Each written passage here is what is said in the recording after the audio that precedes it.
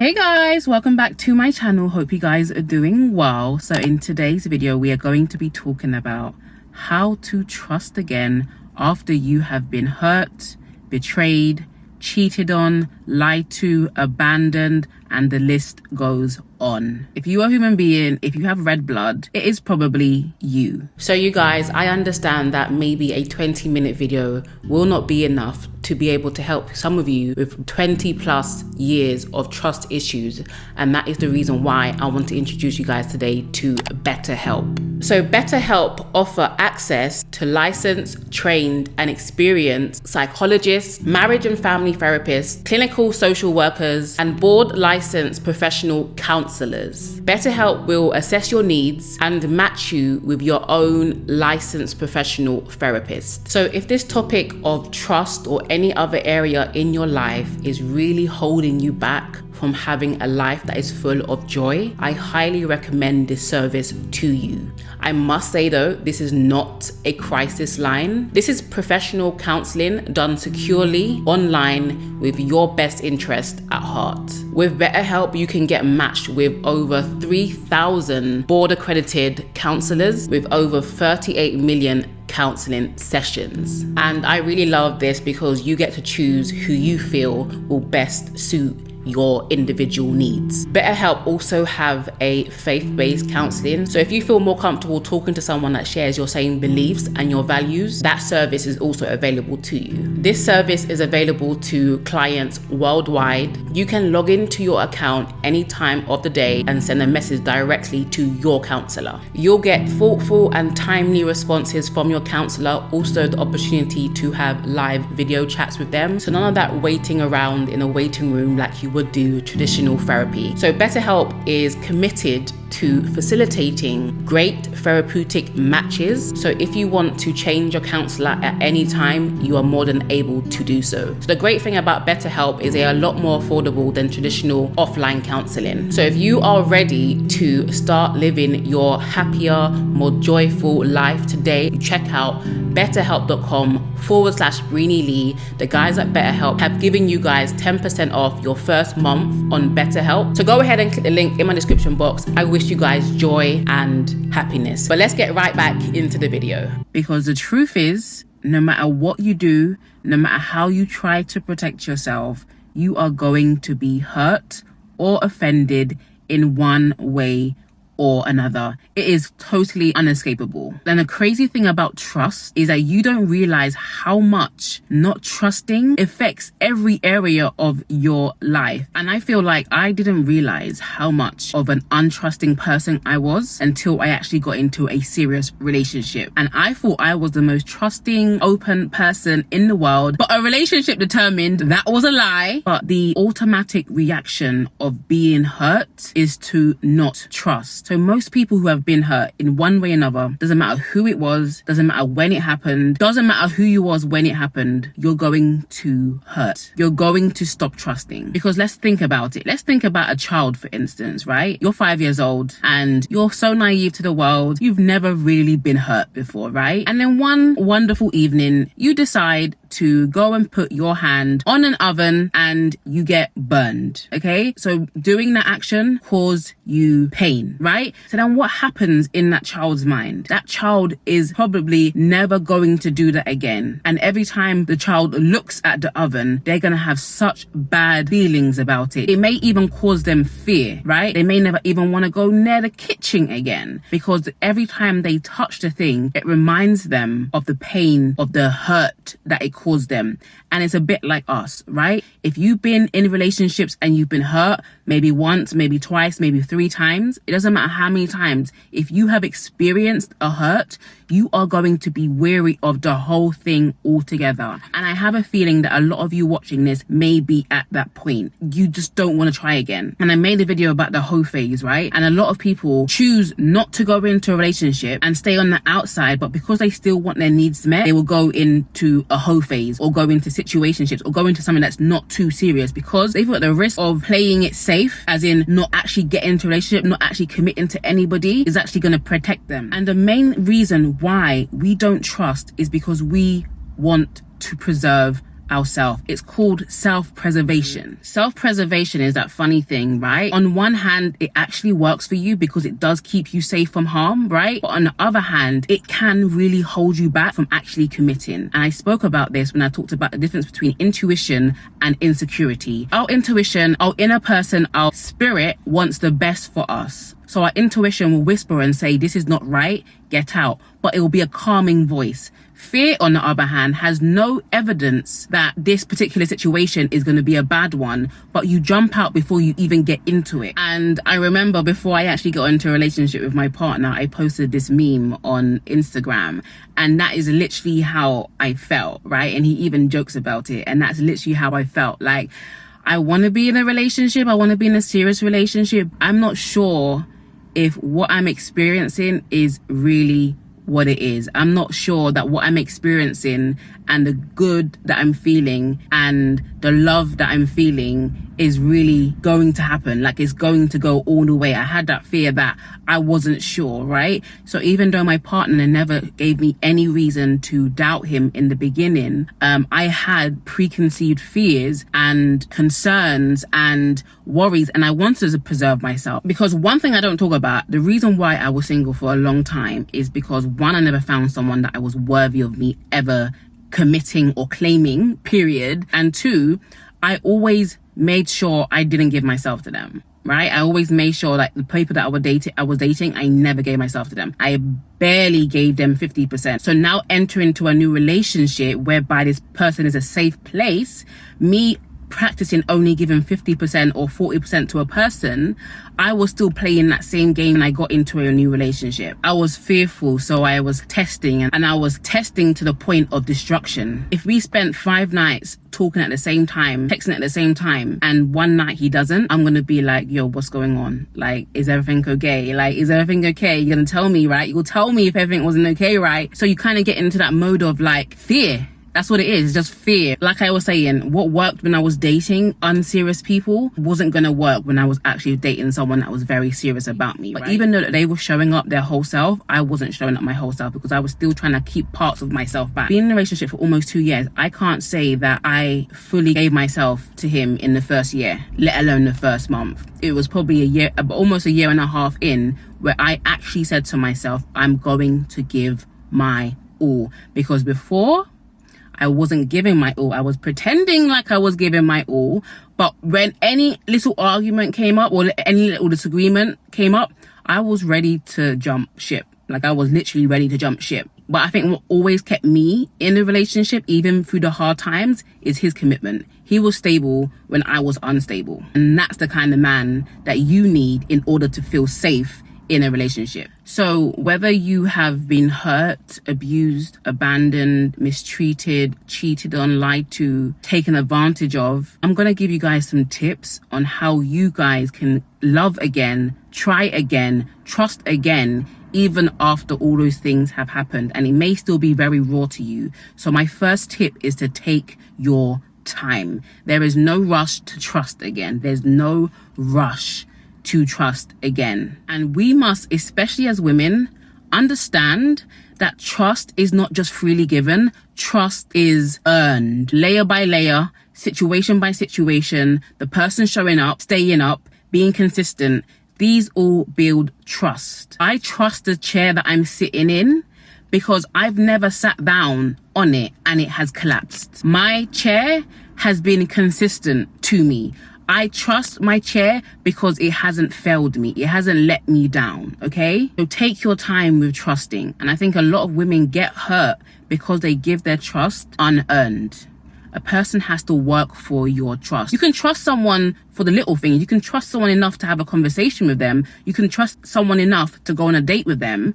But to actually trust someone with your whole heart, your whole being, who you are, where you've been, that takes a lot of time for you to unravel your insecurities, for you to unravel your fears. That takes a lot of time. So tip number 2, I would say, in how to learn to trust again is to peel back your layers layer by layer. You got to see yourself as an onion, right? One layer goes down when the other person's layers go down. Your layer goes down when the other person's layers goes down. So you have to match the vulnerability. You have to match their vulnerability. You can't just be bleh, right? And that's why I'm so against people sharing their stories of abuse or sharing their stories of their past with strangers, people that they just met, because you can't trust everybody with the weight of who you are, with the story of where you've been. So you have to make sure that you're both being vulnerable and not just you, because that's how you get hurt, right? You strip off naked, butt naked. That other person still has their full clothes on. Imagine that person is still protected whilst you are exposed, and you don't want to do that. Layer by layer, take off a layer. Number 3, how to trust again after you've been hurt. And this is for those who are going into a new relationship or those who are in a new relationship now. You need to make the person aware of your trust issues, right? You don't want to go into this relationship acting like you haven't got trust issues. You don't want to go into this relationship and blindside the person. You want to let the person know that you've been through this. Like I said, after you both become vulnerable, you want to let the person know that you have trust issues, that you've been hurt in your past, whether that's by your ex or your father or your mother or your siblings or your friends. Whatever the hurt and whatever the pain is, make that clear and share your fears with that person. Let them know that it's hard for you to be vulnerable. It's hard for you to trust. It's hard for you to fully let your guard down. It's hard for you to trust them. And if that person is wise and sensible and has emotional intelligence, they will understand that it's not them, but it's you. It's your issue to sort out. But they can be there to support you. And the way that they can support you is by being consistent, saying what they're going to do and doing it, giving you no reason to doubt them. If someone's out here whiling and doing whatever they're doing, staying out late at night, hiding their phone, telling you not to worry about the ex, calling you crazy, that person's not a safe place. So you don't just trust anybody. You trust people who have given you reason to trust them. And so the 4th thing I would say, and this is kind of maybe a little bit controversial, but men do it all the time, okay? And the 4th thing I would say is to test that person, okay? But you don't test them to the point of pushing them away. You don't test them to the point of crazy or driving them crazy. Let's say I order something from Amazon, right? I've read the reviews, everything seems great. I open it up, I test it out. You can't just use something one time and then go and write a review. You need to test that thing, test to see if it works, see how it works under different conditions. So I would say test the person, right? But not to the point of driving them crazy or driving them away. So it'll be little things like this. Hey babe, so I want you to call me this evening at this particular time. That's one test. If they pass the test, great, move on, another test. And I'm not going to tell you what the test is. You figure out what the test is. But like I said, do not test them to the point of pushing them away. But you need to test before you trust. Number 5, okay, how to trust again after you've been hurt. Understand this. 100% trust is reserved for God and God alone. He is the only reliable person and the only consistent person that we have on this earth. You should never trust any human being 100%. The Bible even says, cursed is the man who puts his trust in men. It says that we're like the breath, right? We're like air. We're like a vapor. We are not trustworthy completely. And even when we think that maybe God didn't come through for us, he didn't show up for us, he didn't answer our prayer, we understand this, that all things are working together for the good of those who love God and for the good of those who trust him. God is the only person that you can trust first and then see the fruit of it, right? We don't offer trust first to other people. We make them earn it, right? God is the only person that we can trust fully put all of our weight on and know that he will show up. Let me give you a few examples of how you can trust God even when you feel like he let you down. Remember that time you lost your job? If you wasn't made redundant, if you did not lose your job, you would not have started that business. Remember when you were so hurt because you lost your mum or you lost your family member or you didn't know how you was going to go on because you lost a partner, a friend, whoever. If you did not lose your mum at such an early age, you may not have the same respect you have for women. You may have turned into a monster. Let's say if you wasn't bullied, harassed in school, you would not have the compassion that you have now for the underprivileged, for the disadvantaged, for the rejects. You wouldn't have the same compassion. So it's always a win-win situation. Whether God answers your prayer or he doesn't answer your prayer, it's always a win-win situation. And you can always trust him because at the end of the day, everything is going to work out, right? So for the good, the bad, and the ugly, this mindset remains. God is good. When you have that mindset about God, everything falls into place. And even though our lives may go up like this and down, up and down, up and down, up and down, the truth, the line that goes through the middle, the line learn a consistency is God is good, period. Everything makes sense. However, we know that no matter how good people think they are, no man is God. No woman is God. No matter how much we like to think that we are. People will hurt you, and that is a fact. And it's usually unintentional most of the time. We are so busy in life thinking about numero uno. We are naturally a selfish person. For example, how many times have people come to you and told you that you have done something or you haven't done something that has hurt them? Was it intentional? Did you even realize? No, you didn't. So we have to really learn to give grace to people and allow them to be fully human, just how others allow you to be fully human. Most people that hurt us, it isn't even about us directly. Were we hurt in the process of their selfishness? Yes, we was. But did they set out to hurt you intentionally? Most of the time, probably not. Most people that hurt us in our lives are those people who are trying to work out their own trauma. And you getting hurt is a byproduct of them working out their own trauma. So we have to understand this. People hurting us is not a direct attack on us. It's not even about us most of the time. So it's not about you not being good enough or you not being blank enough. It actually has nothing to do with you. This is what happens when people put themselves first. The person that they were supposed to put first, the person they was meant to be loyal to, they was meant to trust, the person that they was meant to love, the person that they was meant to sacrifice for, actually becomes the sacrifice. That's what happens when you put yourself before other people that you're meant to love.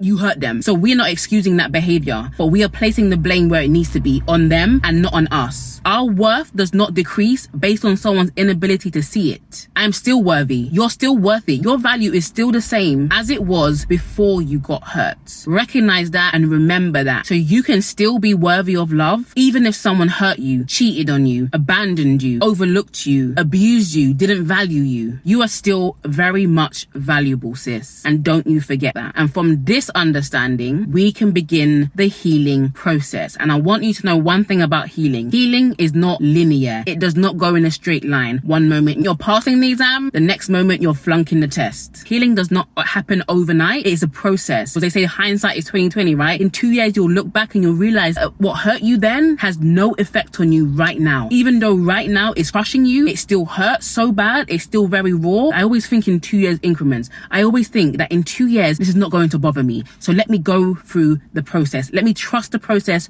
of my healing. And you have to understand this. You are not a victim, okay? And a lot of us believe the lie of victimhood, of being powerless. You have a lot of power. You have the power to actually change the narrative of your story. Yes, that happened to you, but the power comes from what you choose to become after that has happened to you. That's where the real power lies. The power does not lie in you saying, oh, woe is me, this happened to me. We're not victims, we're victors. We have to have this understanding in order for us to level up, for us to change our situation. Our story is true. We validate that. But the story that we want to write, we need to focus on that. You can't keep living life looking in the rearview mirror. You must look ahead. And so if the truth has the power to set you free, imagine what a lie would do to you. It will keep you bound. And a lot of us are bound by the lies that we're telling about ourselves. I'm not good enough. He did this to me because I wasn't good enough, because I wasn't thin enough, I wasn't thick enough, I didn't have the right face, I didn't have the right shade, I didn't have the right complexion. He did this to me because it's me. No, he did it to you because it was him. He hurt you because it was him. So we must release those lies about ourselves, because I can tell you right now, it's a damn lie. Whatever lie you're believing, it's a lie. The lie is designed to keep you bound, to keep you trapped in a cycle. And so the final step to trusting again, even when you've been hurt, is this: to trust. Just trust. You have to trust like you've never been hurt before. Yeah? One of the first conversations I had with my partner,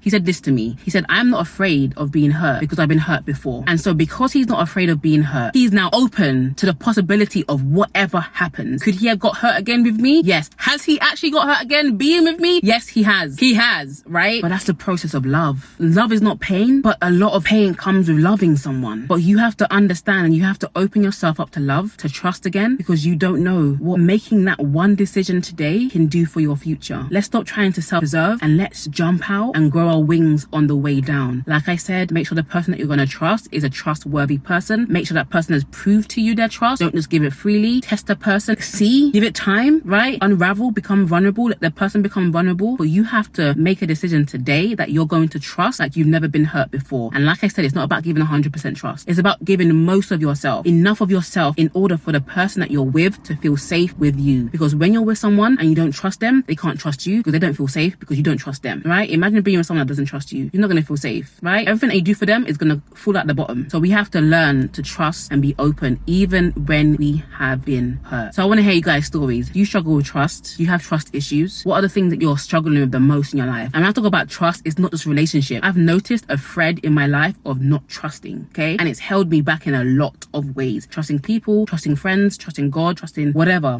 Trust is a central part of our human existence. Trust is what's going to propel us into the future. So comment below, please like this video, subscribe to my channel if you haven't, and I'll see you guys in my next video. Bye guys.